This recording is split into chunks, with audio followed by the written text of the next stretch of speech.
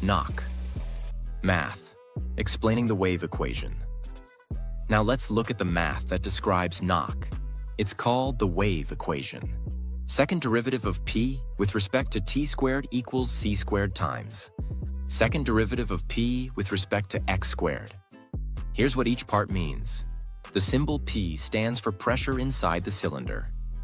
The term second derivative of p with respect to t squared is the second derivative of pressure with respect to time. In plain words, it tells us how quickly the pressure is accelerating or oscillating, basically the pressure velocity. On the other side, second derivative of p with respect to x squared is the second derivative of pressure with respect to position. That describes how pressure changes as you move through space inside the cylinder, the ripples bouncing around. The constant c squared is the speed of sound squared in the gas. This sets the pace for how fast those pressure waves travel.